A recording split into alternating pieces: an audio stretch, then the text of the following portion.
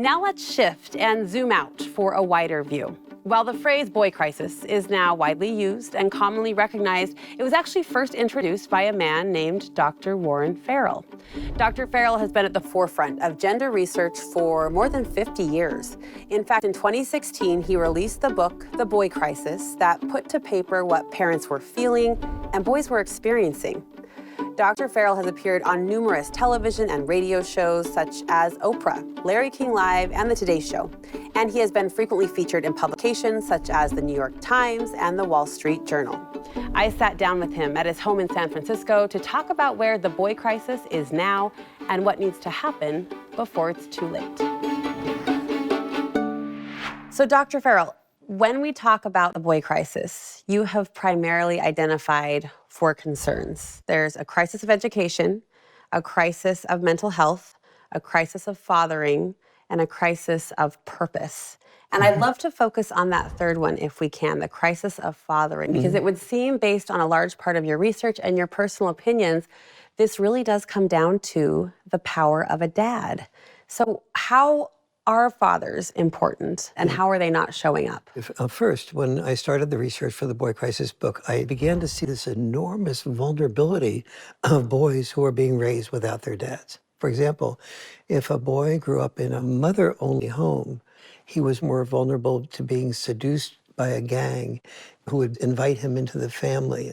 Or a little bit older, he usually was not nearly as likely to be productive in his work. His academic grades were usually much lower.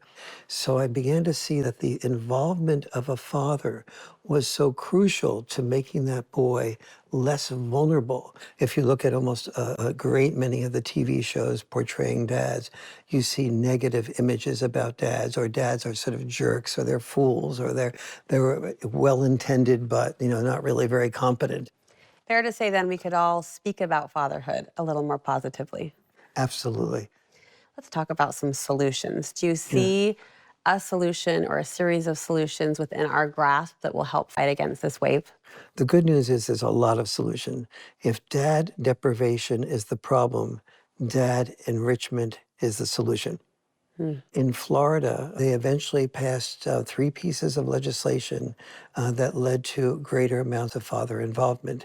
The first piece of legislation is devoting $70 million to making fathers and mothers more aware of the importance of fathers. When men are told they are needed as dads, that they do things differently than moms, and that moms and dads working together create a checks and balance parenting that lead to the children doing best, they will respond. So there's the societal piece, there's legislation. I want to talk about what parents can do, as you've described, on the home front to strengthen that communication and that connection and ultimately strengthen their boys and their families. First, you say dinner time is a sacred time for boys and for families. Why is that so important?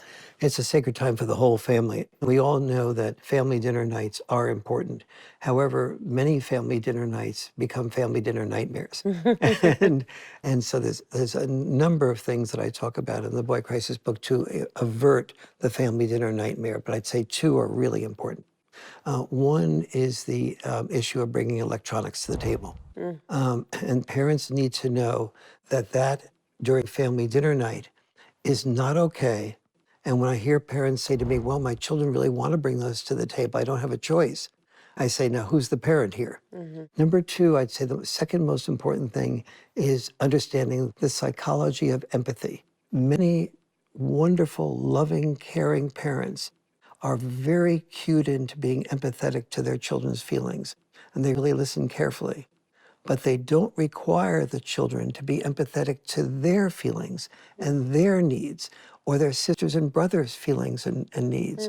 Empathy gets learned by the combination of being empathetic toward the children and requiring the children to be empathetic to others. So at the dinner table, I'm making sure brother hears sister and sister acknowledges brother, and that everyone is having that shared empathetic experience. As we look at the boy crisis, you say there is one need at the heart of it that just may be the most important piece, and that is for parents to be able to give and receive feedback, even critical feedback, in a non-defensive way. What's the connection there? The connection is I was finding that the boy crisis increased enormously among divorced families.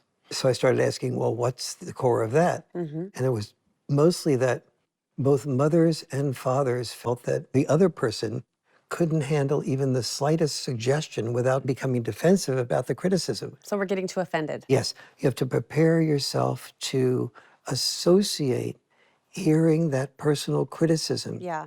with an opportunity to deepen your love Yeah. as the criticism is being given. And that what sets the table for everything we've talked about in terms of antidotes for the boy Yes, crisis. yeah. There's this atmosphere of safety and security, which allows us as parents to exchange feedback, improve and grow together, and our families, our boys are strengthened because of it. Exactly. Do you have hope? Do you have hope for boys? Do you have hope for families? I do.